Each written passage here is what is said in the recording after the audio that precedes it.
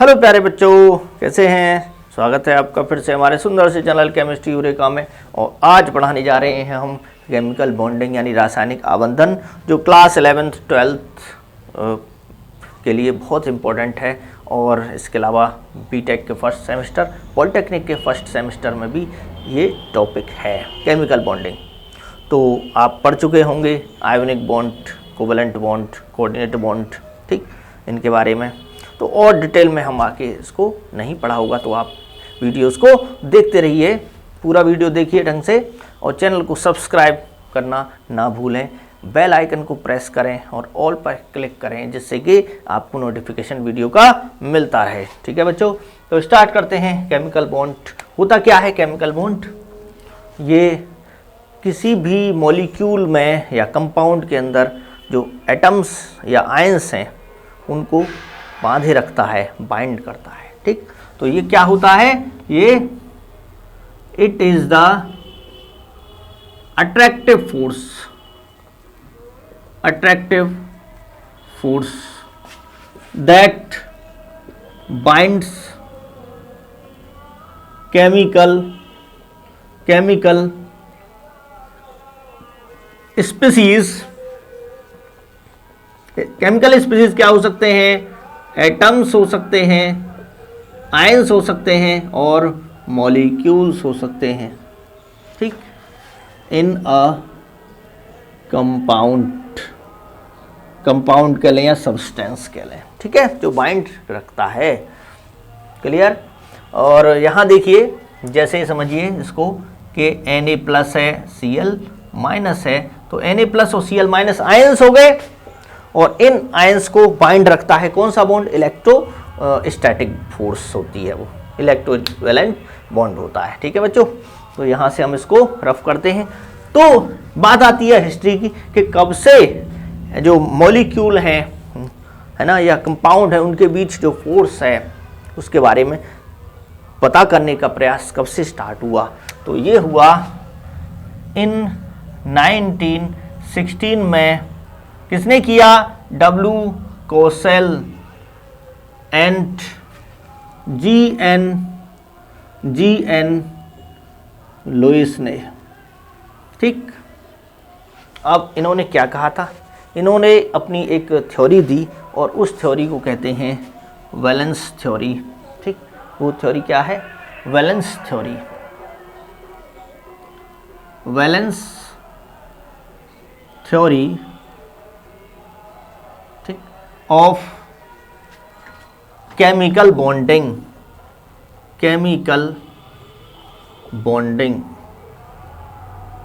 ठीक, इन्होंने कौन सी थ्योरी दी? Valence theory of chemical bonding.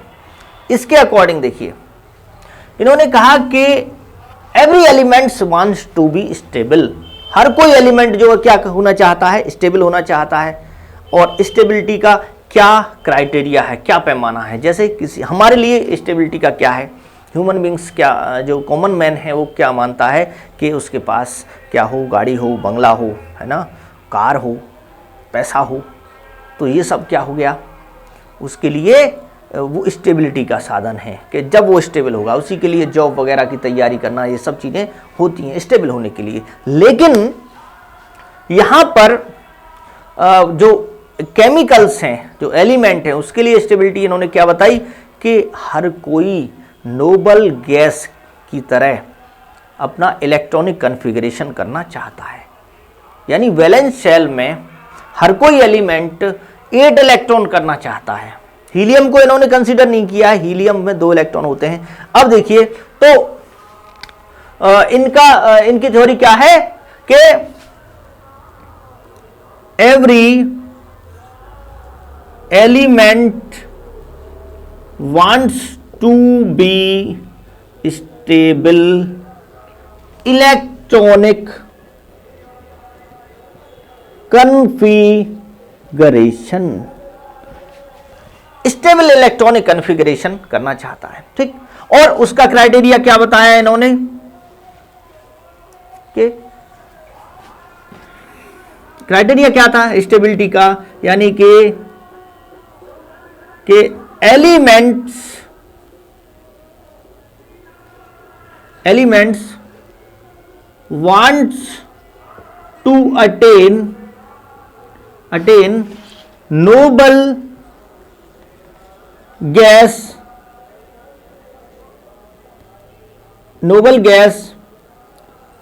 valence electronic configuration. ठीक है, जैसे नोबल गैस का जो वैलेंस इलेक्ट्रॉनिक कन्फिगरेशन होता है उसके सेम ये इलेक्ट्रॉनिक कन्फिगरेशन करना चाहते हैं। ठीक है बच्चों, थोड़ा सा मुझे लगता है कि इंक कम है, इसलिए इसमें हम इंक डाल लेते हैं जिससे हमारा मार्कर बढ़िया चलेगा बच्चों। ठीक है, तो यहाँ पर अब देखिए नोबल गैस थोड़ा सा कंसीडर करते हैं। नोबल गैस कौन से ग्रुप के एलिमेंट्स होते हैं, किनको कहते हैं, आप कमेंट बॉक्स में लिख सकते हैं। ठीक है बच्चों, यहाँ पर देखिए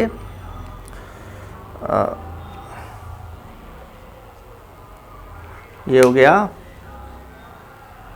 अब देखते हैं, देखिए नोबल गैस हैं बच्चों, यहाँ पर जैसे हीलियम है, नियोन है, आर्गन है, क्रिप्टन है, जीनोन, और ये जीनोन, क्रिप्टन के बाद कौन सी आती है, जीनोन है, और ये रेडॉन है। इसमें 2 होते हैं, इसमें 2 8 होते हैं, इसमें 2 8 8 हैं, इसमें 2 8 18 8 हैं, इस टाइप से, यानी कि हर एक में 8 इलेक्ट्रॉन है। इसको छोड़ दिया जाए तो बाकी में सब में क्या होते हैं, इसमें 2 8 18 18 8 हैं। ठीक, तो हर एक में 8 इलेक्ट्रॉन है, इसको छोड़ दिया जाए तो इन्होंने ऑक्टेट थ्योरी दी। इन्होंने इस थ्योरी को क्या कहा कि नोबल गैस इलेक्ट्रॉनिक कन्फिगरेशन यानी 8 electrons in valence shell, 8 electron valence shell में होने चाहिए। ठीक, तो इस थ्योरी को क्या कहा, it is known as octet theory. इसको क्या कहा, 8 इलेक्ट्रॉन कंप्लीट करने को ऑक्टेट थ्योरी। ठीक, समझ में आ गया। यानी हर कोई एलिमेंट चाहता है नोबल गैस की तरह इलेक्ट्रॉनिक कन्फिगरेशन करना। नोबल गैस में क्या होता है, आउटर शेल में 8 इलेक्ट्रॉन होते हैं, हीलियम को छोड़ के, हैं, हीलियम में डुप्लेट होता है। समझ में आ गया। लेकिन इन्होंने जो थ्योरी दी वो 8 की दी।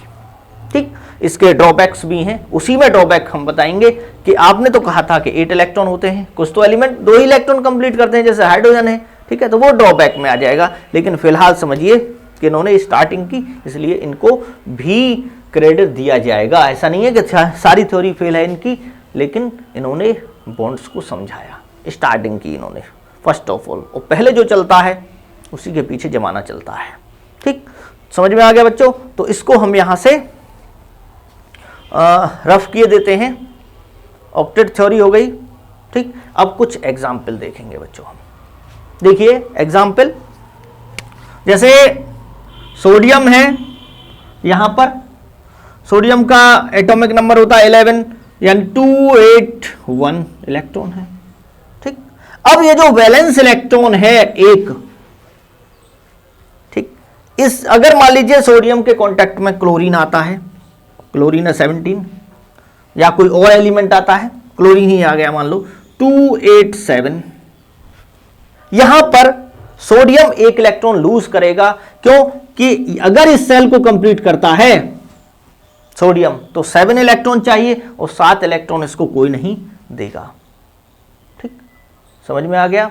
तो फिर क्या तरीका है, 7 क्योंकि ज्यादा बड़ी संख्या है, ज्यादा बड़ी नंबर है, तो ऐसा इसको कोई नहीं देगा। जैसे कि मान लीजिए आपको 10 रुपए चाहिए तो हर कोई दे देगा, 1000 रुपए चाहिए तो हर कोई नहीं देगा, इसलिए इसको 7 इलेक्ट्रॉन यहां नहीं देगा 8 इलेक्ट्रॉन कंप्लीट करने के लिए। फिर क्या है तरीका कि अगर ये अपना इलेक्ट्रॉन लूज कर दे यहां से, ठीक, लूज कब करेगा, जब दूसरा कोई आएगा लेने, जब कोई नहीं आएगा तो फिर थोड़ी लूज करेगा। ये 1 इलेक्ट्रॉन लूज कर दिया तो आउटर सेल अब ये हो गई, वैलेंस शेल ये हो गई। अब वैलेंस शेल जब ये हो गई तो अब इसमें 8 इलेक्ट्रॉन हो गए ना, हो गए, तो इसके लिए आसानी किसमें है, 1 इलेक्ट्रॉन लूज करने में। समझ में आ गया। तो होगा क्या, ये 1 इलेक्ट्रॉन अपना इसको दे देगा। अब यहां देखिए यहां पे है 7 है रिक्वायरमेंट 8 इलेक्ट्रॉन कंप्लीट करने के लिए, कितना है 1 है केवल, तो कम है रिक्वायरमेंट। मैंने कहा ना अगर कम रिक्वायरमेंट है तो कोई भी दे सकता है, तो इसलिए ये 1 इलेक्ट्रॉन ले लेगा और यहां 8 इलेक्ट्रॉन कंप्लीट हो जाएंगे इसके। ठीक, समझ में आ गया। तो ये गेन करेगा और ये लूज करेगा। अब देखिए दिखाएंगे कैसे इस बॉन्ड को। Na है यहां पर ऐसे, इन्हें कहते हैं लुईस डॉट सिंबल। क्या बोलते हैं इसको? Lewis dot symbol. ठीक, तो ये इलेक्ट्रॉन, वैलेंस शेल के इलेक्ट्रॉन को डॉट से दिखाना क्या हो गया? Lewis dot symbol. सिंबल, ठीक, इलेक्ट्रॉन्स को। अब देखिए आगे, ये है Cl का भी ऐसे दिखा सकते हैं हम। Cl 1 2 3 4 5 6 और ये 7, ये भी क्या है? ये Cl के लुईस डॉट सिंबल हो गए, इलेक्ट्रॉन्स को डॉट से दिखाना। अब देखिए Na को रखिए आप यहां और Cl को रखिए यहां पर 1 2 3 4 5 6 7, तो 1 इलेक्ट्रॉन ये ऐसे जाएगा, ऐसे इसकी तरफ इलेक्ट्रॉन गया और इस पर क्या हो गया? Na प्लस, और इस पर क्या हो गया? Cl 1 2 3 4 5 6 और ये 7 8, इस पर माइनस चार्ज आ गया। अब ये दोनों जाएंगे नहीं, जुड़ जाएंगे, लेन देन हुआ है इलेक्ट्रॉन्स का, तो बॉन्ड बन जाएगा। और ये जो बॉन्ड इन दोनों के बीच बनेगा उसे बोलेंगे इलेक्ट्रोवैलेंट बॉन्ड। ठीक, तो यहां जो बना वो NaCl बन गया बच्चों। क्या बन गया? NaCl। क्लियर है? तो ये यहां पर बॉन्ड बना के दिखाया है, इसी को यहां केमिकल बॉन्ड हो गया, इसका नाम हो गया इलेक्ट्रोवैलेंट बॉन्ड। अब 8 इलेक्ट्रॉन है दोनों के। देखिए अब ये जो है सोडियम, ये किसके सेम हो गया? ठीक, अब देखते हैं। अगर मान लीजिए यहीं पे दिखाते हैं आपको, चाहे आप अलग देख लीजिए, इधर देखिए Na है प्लस बना, तो इसका हो गया 2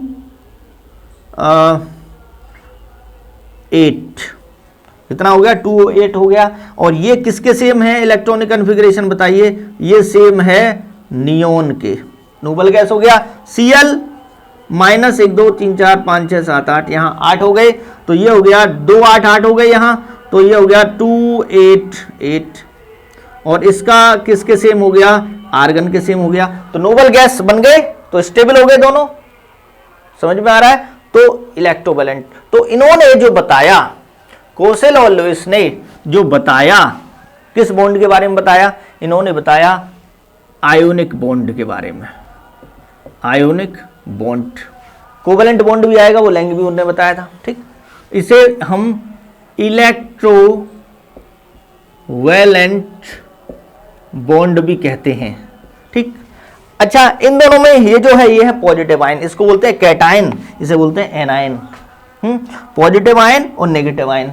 तो आयोनिक बॉन्ड किसके बीच बनता है? पॉजिटिव आयन और नेगेटिव आयन के बीच। समझ में आ गया बच्चों? तो अब देखते हैं इसमें कि इनकी जो वैलेंसी है वो क्या है। देखिए कितना इलेक्ट्रॉन वैलेंसी होती है कि जितने इलेक्ट्रॉन्स का गेन होता है या लॉस होता है, वो वैलेंसी होती है। तो यहां पर कहेंगे हम, क्योंकि बॉन्ड बना है, इलेक्ट्रोवैलेंट बॉन्ड बना है, इलेक्ट्रॉन लूज करने से या गेन करने से, तो इसको कहेंगे हम क्या? इलेक्ट्रोवैलेंसी। तो क्या हो गई यहां पर? इलेक्ट्रोवैलेंसी इज इक्वल टू 1, दोनों की। Na की भी इलेक्ट्रोवैलेंसी क्या हुई? 1, इसने लूज किया है, और Cl की इलेक्ट्रोवैलेंसी इसने गेन किया है, 1 हो गई। एक की हो गई पॉजिटिव वैलेंसी, एक की हो गई नेगेटिव वैलेंसी। समझ में आ गया बच्चों? तो अब देखते हैं आगे, ये आपने स्क्रीनशॉट ले सकते हैं इसका। अब आगे इस थ्योरी में और क्या है, ठीक, मिटा दें। देखिए और एग्जाम्पल देख सकते हो आप, जैसे Mg और O से। देखिए Mg का कितना होता है? 12 है, तो कितना हो गया 2 8 2 हो गया 12 है, और इसका हो गया 8, ये हो गया 2 और 6। ठीक, यहां देखिए एक चीज बताते हैं आपको, अगर इलेक्ट्रॉन वैलेंस शेल में 1 है, 2 है, 3 है या 4 है, तो इतने तक जो वैलेंसी होगी वो ही हो जाएगी। क्लियर? और इसके बाद है अगर 5 6 7 8, तो फिर 8 में से माइनस करना पड़ेगा आपको। जैसे यहां पर अगर मान लीजिए ये इतना है, जैसे 2 इलेक्ट्रॉन है यहां, तो लूज हो जाएंगे, 3 है तो भी लूज हो जाएंगे, 4 है तो शेयर हो जाएंगे, लेकिन वैलेंसी वो ही रहेगी, है ना, वैलेंसी 4 ही रहेगी, वैलेंसी 3 रहेगी, वैलेंसी 2, वैलेंसी 1। क्लियर? लेकिन यहां अगर 6 है, 5 है, अगर 6 है, 7 है और 8 है, तो फिर क्या करेंगे वैलेंसी निकालने के लिए कि 8 में से 5 को माइनस कर दो, कितना हो गया 3, 6 माइनस 2 कर दो 8, 8 माइनस 6 कर दो 2 आ गया, 8 माइनस 7 कर दो 1 आ गया, 8 माइनस 8 कर दो 0 आ गया। ठीक है, तो ये वैलेंसीज हो जाएंगी। क्यों? कि जब 6 हैं तो क्या होगा, गेनिंग पावर बढ़ती है, लेने की पावर बढ़ती है। ठीक, क्योंकि 6 है, केवल कितने की रिक्वायरमेंट 8 पूरे करने के लिए, यहां 2 की, तो ये लेगा यहां। लेकिन यहां पर अगर ये इस सेल को कंप्लीट करता है तो यहां कितनी चाहिए, 6 और चाहिए, और 6 ज्यादा रिक्वायरमेंट है, इसलिए इसको कोई 6 इलेक्ट्रॉन नहीं देगा, इसलिए ये क्या हो जाएगा, यहां पर लूज कर देगा। इसलिए तो ये मेटल है और ये नॉन मेटल है। अभी बताएंगे इसके बारे में, किसके बीच ये जो बॉन्ड बनता है। ठीक, तो ये नोट कर लिया होगा आपने। ठीक, आगे देखते हैं। यहां देखिए, अब इनको यहां पर लोइस सिंबल से दिखाइए, Mg 1 और 1 2 इलेक्ट्रॉन, ऑक्सीजन 1 2 3 4 5 6 इलेक्ट्रॉन हो गए। एक इलेक्ट्रॉन ऐसे जाता है लहराते हुए, एक इलेक्ट्रॉन ऐसे जाता है। ठीक, इलेक्ट्रॉन चले गए। अब क्या होगा, मैग्नीशियम पर what is the charge on magnesium, कितने इलेक्ट्रॉन गए हैं यहां पर, तो 2 प्लस, ऑक्सीजन 1 2 3 4 5 6 7 8, 2 माइनस, और ये इलेक्ट्रोवैलेंट बॉन्ड बन गया। आयंस के बीच कौन सा बॉन्ड बनता है, इलेक्ट्रोवैलेंट बॉन्ड। इसको हम इलेक्ट्रोस्टैटिक फोर्स भी कहते हैं बच्चों। ठीक, और यहां कितने का हुआ, 2 इसने लूज किया, 2 इसने गेन की है, इसे बोलते हैं इलेक्ट्रोवैलेंसी। कितना हो गई, 2 हो गई। यहां पे क्या हुई, इलेक्ट्रोवैलेंसी इज 2। मैग्नीशियम की क्या हुई, पॉजिटिव में 2 इलेक्ट्रॉन लूज हुए हैं। ऑक्सीजन की क्या हुई, नेगेटिव में, क्योंकि 2 इलेक्ट्रॉन एक्सेप्ट किए हैं, लिए हैं, यानी ऋणी हो गए, हम ले रहे हैं। जैसे मान लीजिए बैंक से कर्जा लिया हमने, ठीक, तो हम लोनर हो गए, ऋणी हो गए। ठीक, उसका देना जरूर है, और जो देता है, देने वाला होता है, वो पॉजिटिव होता है। क्लियर हो गया?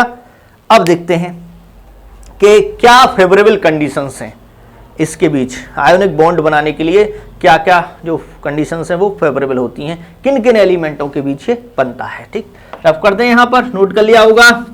आगे चलते, factors affecting the formation of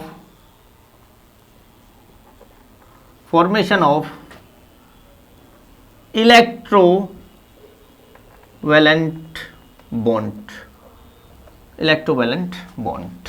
इसको सही कर लीजिए, इलेक्ट्रोवैलेंट बॉन्ड।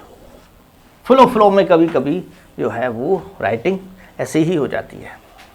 देखिए, पहला है कि जो हाईली इलेक्ट्रोपॉजिटिव मेटल्स हैं, कौन सी, हाईली इलेक्ट्रोपॉजिटिव मेटल्स, जो होंगी, हाईली इलेक्ट्रोपॉजिटिव मेटल्स होंगी, जैसे ग्रुप फर्स्ट है, ग्रुप सेकंड है, कुछ थर्ड में से भी करती हैं, एल्यूमिनियम है जैसे, ठीक है। तो ग्रुप फर्स्ट और ग्रुप सेकंड की जो होंगी वो, और किसके बीच, दूसरा plus highly electronegative non metals, ठीक, नॉन मेटल्स। तो ये कौन कौन से हैं, ग्रुप 16 है और ग्रुप 17 है, ज्यादातर मोस्टली और भी बना सकते हैं। तो ग्रुप 16 और ग्रुप 17 की जो है वो आपस में मिलेंगे, ठीक, जैसे देखिए। और ये दोनों जो हैं ये किससे सेपरेट होते हैं, ये दोनों हाईली इलेक्ट्रोपॉजिटिव मेटल्स या हाईली इलेक्ट्रोनेगेटिव नॉन मेटल्स, ये नोबल गैस द्वारा सेपरेट होते हैं। किसके द्वारा, नोबल गैस के द्वारा। जैसे समझिए यहां पर है कि सोडियम फर्स्ट ग्रुप है, ये ग्रुप कौन सा है, फर्स्ट है, ठीक। और यहां पर चलते चलते हमारा आता है 18 ग्रुप। 18 ग्रुप में कौन कौन से हैं, देखिए यहां कौन सा है, 18 ग्रुप है। ये इसमें है helium, neon, argon, krypton, xenon और ये रेडोन, ये हैं, ठीक। 17 जो है वो है आपका 17 ग्रुप है हेलोजन्स का। इसको क्या बोलते हैं, हेलोजन। इसको फ्लोरीन, ये थोड़ा यहाँ पर है फ्लोरीन, क्लोरीन, ब्रोमीन, आयोडीन, एस्टेटीन, ये है, ठीक। अब देखिए 17 के बाद यहां से चलते हैं, जब 1 2 3 4 5 6 7 8, ये 17 18 के बाद आ जाता है फर्स्ट। समझ रहे हैं आप, जैसे यहां देखो इसमें पीरियड में, ये पीरियड है सेकंड, और जो हीलियम है वो है फर्स्ट पीरियड है, ठीक। और इसके बाद अब देखिए यहां पर जो ये फ्लोरीन है, फ्लोरीन वाले में कौन सा है आपका, फ्लोरीन वाले में है लिथियम, ठीक।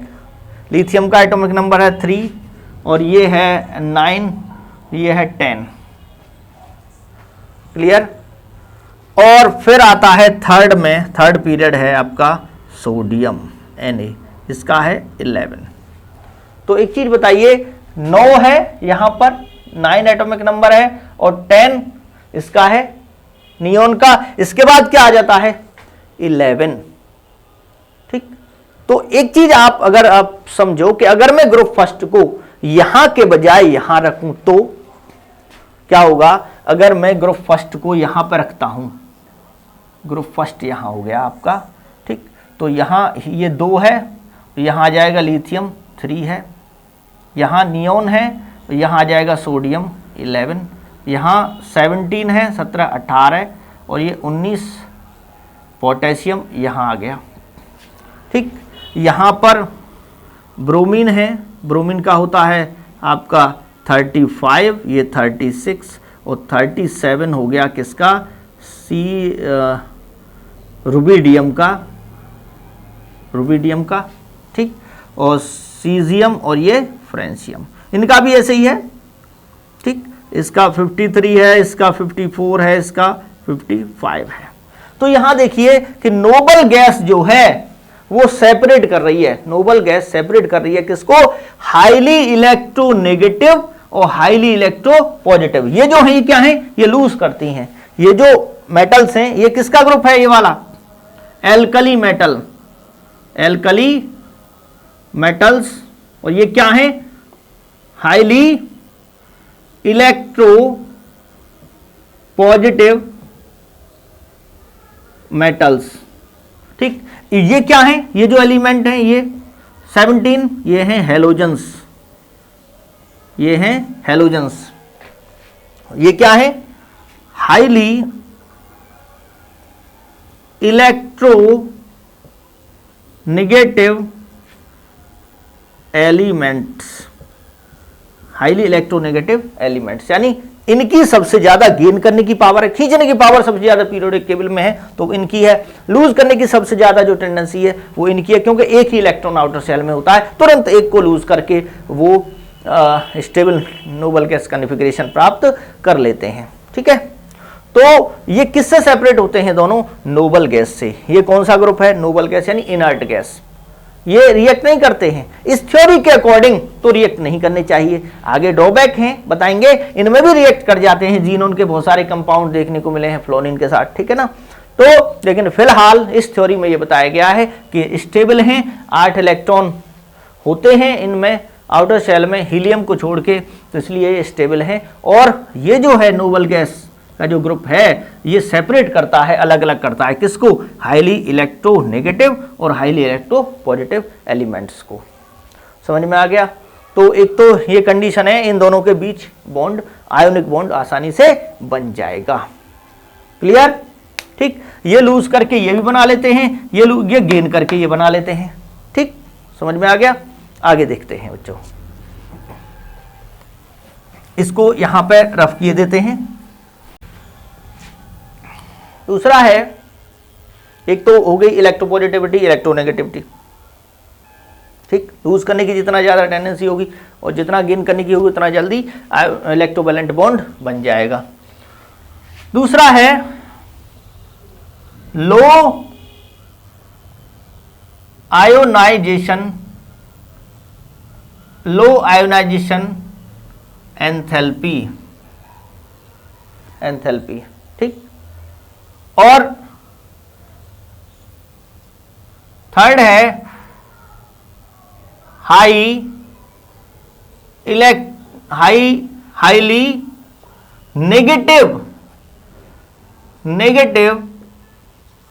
Negative highly negative electron gain enthalpy. ठीक, लो आयोनाइजेशन एंथैल्पी और highly negative electron gain enthalpy. ये क्या है? देखिए, लो आयोनाइजेशन एंथैल्पी का मतलब कि अगर इलेक्ट्रॉन थोड़ी सी एनर्जी से ही निकल जाता है, इलेक्ट्रॉन अगर थोड़ी सी ही एनर्जी से निकल जाता है तो वो आसानी से इलेक्ट्रोवैलेंट बॉन्ड बना लेगा, आयोनिक बॉन्ड बना लेगा। ठीक, तो कम एनर्जी चाहिए। आयोनाइजेशन एंथैल्पी होती है कि बाहरी सेल से एक इलेक्ट्रॉन निकालने के लिए जितनी जो एंथैल्पी है, जितनी जो एनर्जी का रिक्वायरमेंट है, वो आयोनाइजेशन एंथैल्पी होती है। ठीक, तो थोड़ी सी एनर्जी चाहिए, कम होनी चाहिए, आसानी से बना लेगा। Highly negative electron gain enthalpy का मतलब है कि अगर इलेक्ट्रॉन ऐड हो, अगर इलेक्ट्रॉन दिया जाए, किसी को गेन करे, तो उसकी पावर बहुत ज्यादा हो गेन करने की और एनर्जी वो निकाल दे, स्टेबल होने के लिए एनर्जी, बहुत ज्यादा एनर्जी निकले इलेक्ट्रॉन देने पर, इसका मतलब बहुत ज्यादा स्टेबल हो रहा है। तो यहां पर लो आयोनाइजेशन एंथैल्पी वाले कौन कौन से ग्रुप हैं आपको पता है? सबसे कम आयोनाइजेशन एंथैल्पी किसके लिए चाहिए? मेटल्स के लिए, यानी हाईली इलेक्ट्रो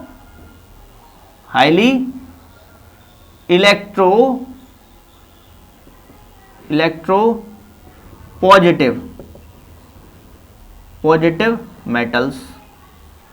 कौन सा हो गया? ग्रुप फर्स्ट हो गया। हाँ, और उससे कम टेंडेंसी होती है ग्रुप 2 की, और इसकी ये आप हैलोजेंस को ले सकते हो, हैलोजेंस। ठीक,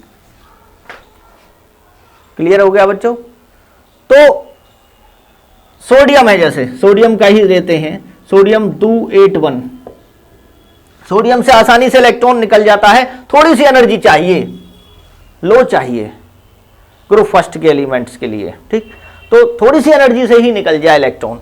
highly negative electron gain enthalpy, electron gain enthalpy होता है इलेक्ट्रॉन जब ऐड करें तो एनर्जी जो निकले वो इलेक्ट्रॉन गेन एंथैल्पी है। यानी पहले अनस्टेबल था, एनर्जी ज्यादा थी, इलेक्ट्रॉन मिल गया तो क्या हो गया कि जैसे भूख है बहुत ज्यादा हमें, क्लोरीन समझिए, क्लोरीन 17 है, 287, अगर एक इलेक्ट्रॉन इसको मिल जाए तो ये बहुत स्टेबल हो जाएगा, जैसे भूखे को खाना मिल जाता है। तो वो स्टेबल हो जाएगा, फिर भाग दौड़ करना बंद हो जाएगा। हाँ, तो देखो देने से उसको फायदा है ना, जिसको क्या है रिक्वायरमेंट है उसको दीजिए तो वो खुश हो जाएगा और आपका जो दिया हुआ है ना, उसके लिए बहुत प्रशंसा करेगा, आपकी तारीफ करेगा, दुआएं देगा। लेकिन जिस पे है उसको देते रहो आप, क्या फायदा, वो लेगा ही नहीं, उसके लिए वेस्ट है वो। ठीक, तो दान वहां कीजिए जहां रिक्वायरमेंट है क्या यहां पर इसकी इलेक्ट्रॉन गेन एंथैल्पी सबसे ज्यादा Cl की ही होती है, नेगेटिव में इलेक्ट्रॉन गेन एंथैल्पी सबसे ज्यादा इसी की है। हाँ, तो ये बहुत ज़्यादा स्टेबल हो जाता है, बहुत ज़्यादा खींचने की पावर है इलेक्ट्रॉन, और ये बहुत आसानी से इलेक्ट्रॉन दे देता है थोड़ी सी एनर्जी से। जैसे ये आएगा इलेक्ट्रॉन ये दे देगा कि ले जाओ। ठीक, समझ में आ गया। तो ये है आपका दो फैक्टर यहां पे हो गए। ठीक, एक और है, कब ये इलेक्ट्रोवैलेंट बॉन्ड कब बनेगा, इन दोनों के बीच इलेक्ट्रोवैलेंट बॉन्ड बन जाएगा। ठीक, इन दोनों एलिमेंट्स के बीच बन जाएगा। अब है कि हाई लैटिस एंथैल्पी, अगर मान लीजिए लैटिस एंथैल्पी, लैटिस का मतलब है कि एक परफेक्ट क्रिस्टल बने, बहुत मजबूत क्रिस्टल बने, मजबूत बॉन्ड बने उनके बीच, और क्रिस्टल जो है वो बहुत अच्छा बने। जैसे लैटिस आपको समझाते हैं Na+Cl-, अभी तक आपने ऐसे ही पढ़ा होगा, Na+Cl-, Cl-, Na+, Na+,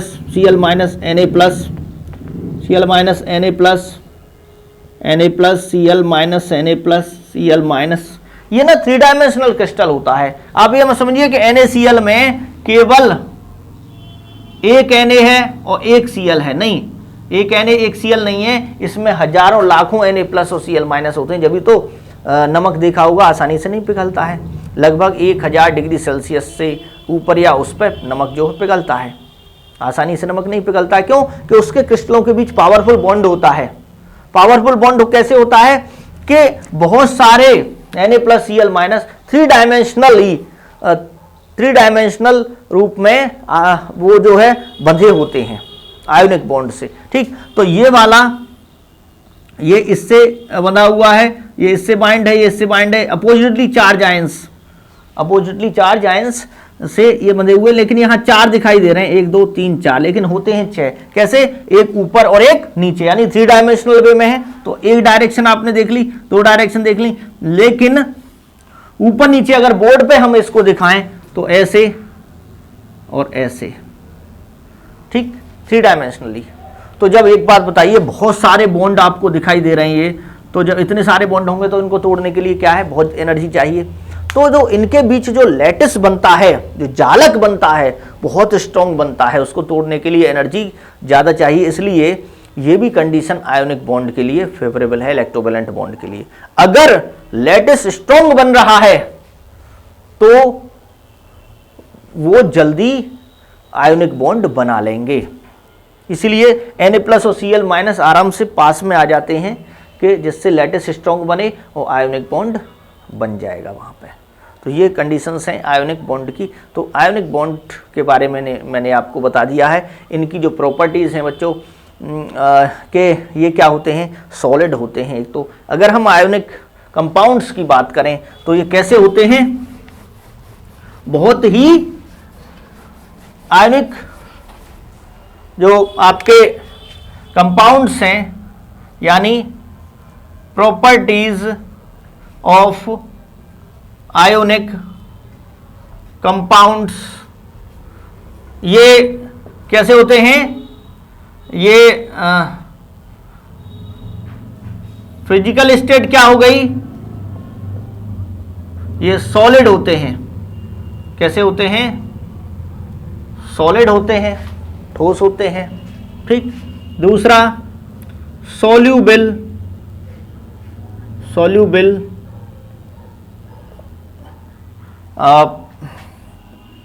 in water, ज़्यादातर सॉल्यूबल होते हैं। कुछ ऐसे होते हैं अगर बहुत ज़्यादा पावरफुल लैटिस है तो हो सकता है नहीं ये सॉल्यूबल हों। ठीक है, तो सॉल्युबल इन वाटर,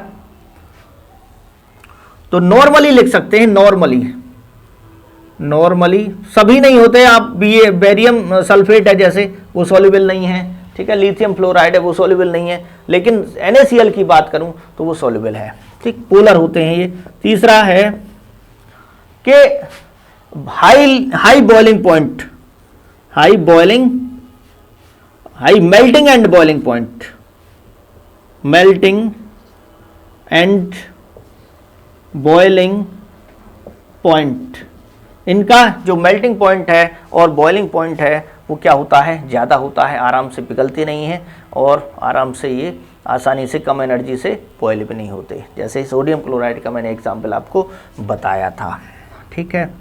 और बताइए सॉलिड स्टेट में आयंस फ्री नहीं होते, जैसे Na प्लस और Cl माइनस, Na प्लस और Cl माइनस Na प्लस, छोटा सा ही हिस्सा ले लेता हूं, तो यहां पर देखिए ये बंधे हुए हैं बॉन्ड से, क्या सॉलिड स्टेट में आयंस फ्री हो जाएंगे? नहीं, सॉलिड स्टेट में नमक में अगर करंट पास करो तो नहीं होगा, लेकिन हाँ अगर इसको मोल्टन कर लो, आपको इसको मेल्ट कर लीजिए, पिघला दीजिए हीट देके, तो मोल्टन स्टेट में क्या होगा, ठीक, पिघली हुई स्टेट में ये अलग हो जाएंगे, ये अलग हो जाएगा, ये अलग अलग अपना घूमेंगे, तो आयंस क्या हो गए, फ्री। तो मोल्टन स्टेट में क्या होता है, ये इलेक्ट्रिसिटी को पास कर देते हैं, तो क्या होगा, इसको क्या बोलेंगे, यानी non conductor of electricity in solid state but in molten state और इन एक्वस, अगर पानी में भी डालेंगे तो क्या होगा, आयंस फ्री हो जाएंगे। हाँ, एक्वस का मतलब वाटर, हाँ, you aqueous solution, the ions become free, ion क्या हो जाएंगे, फ्री हो जाएंगे, एंड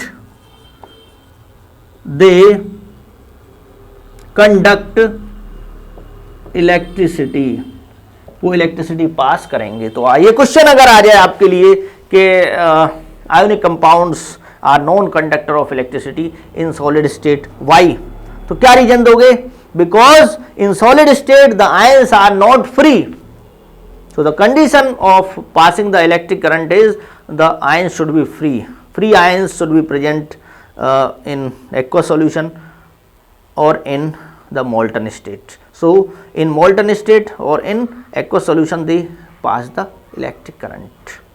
Clear? समझ में आ गया?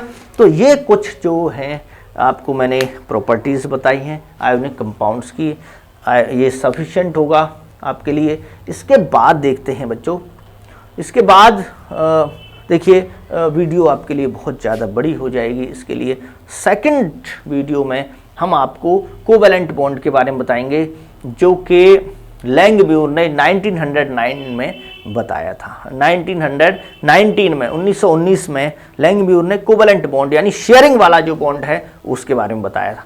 ये सभी कहे जाएंगे केमिकल बॉन्ड ही, चाहे आयोनिक बॉन्ड हो, चाहे इलेक्ट्रोवैलेंट बॉन्ड हो, चाहे कोऑर्डिनेट बॉन्ड हो। ठीक है बच्चों, चैनल को सब्सक्राइब करना ना भूलें, वीडियो को शेयर करें ज़्यादा से ज़्यादा। Thanks for watching. जय हिंद, जय भारत, वंदे मातरम।